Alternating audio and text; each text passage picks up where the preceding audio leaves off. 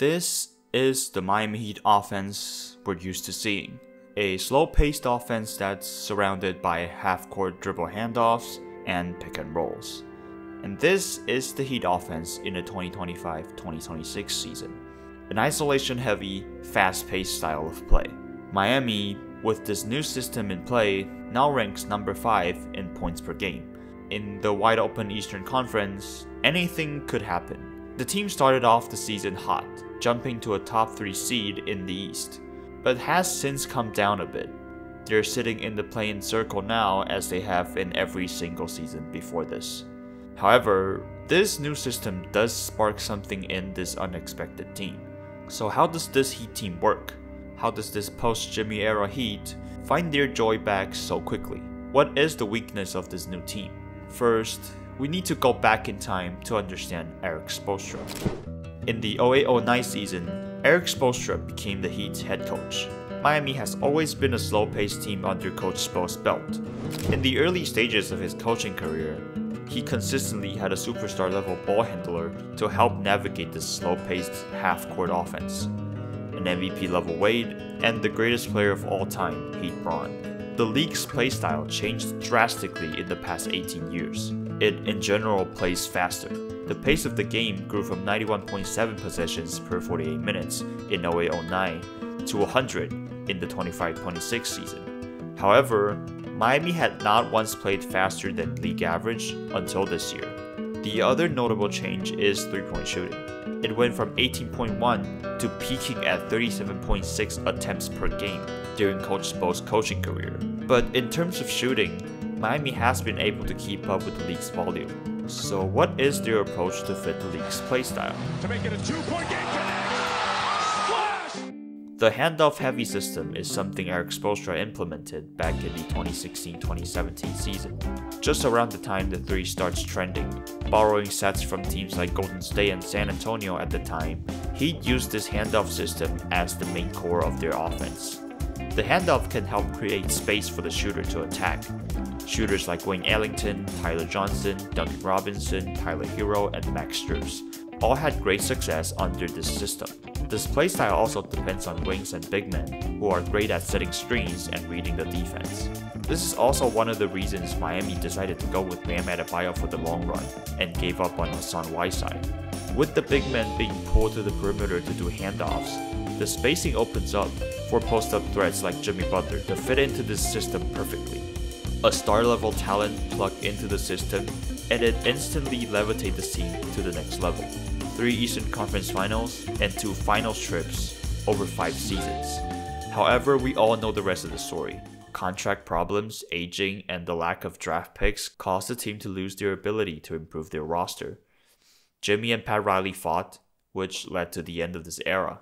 Though Miami still made the playoffs, they were embarrassed by the Cavs, losing a total of 122 points in just 4 games, the largest differential in any playoff sweep in league history. Now with this team losing its core star, Miami doesn't look like it's good enough to compete, nor bad enough to tank, just like the 16-17 season. It's Spoelstra's time to cook up new magic to keep this team alive.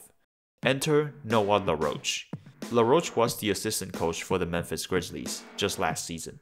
He created this freelance, fast-paced style with no pick and rolls. The Grizzlies were the fastest-paced team in the 24-25 season, and they also played the least amount of pick and rolls. LaRoche was brought to the Heat as a consultant this season to help Spoelstra with the new system he tried to run. The reason Spoelstra wanted a new spark to this Heat's offense is that the roster right now does not include an elite ball handler, but what they have is a bunch of guys who can do a little bit of everything. And this is how this new system comes to place. How the LaRoche offense functions is essentially a 5-out offense. Almost every player on the court has the ability to shoot or drive with open space. Though they don't have elite playmaking stars, this spaced out offense allows everyone to have the space to drive. And how does the team move around this offense? Let's just let the guys explain it. So when I'm coming down the court, I get to see this. So this is an automatic action. It's open space one-on-one, you can go.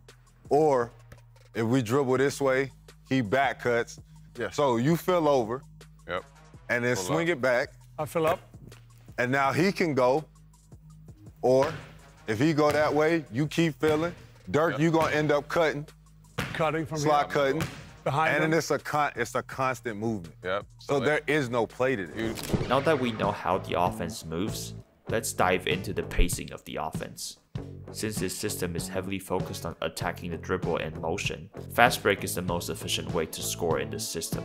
The Heat would constantly push pace after grabbing a rebound, and attacking before the other team is ready to set their defense. Just as the ball handler is ready to push, Miami would quickly get into their motion, giving the dribbler an open lane in the middle to attack the basket.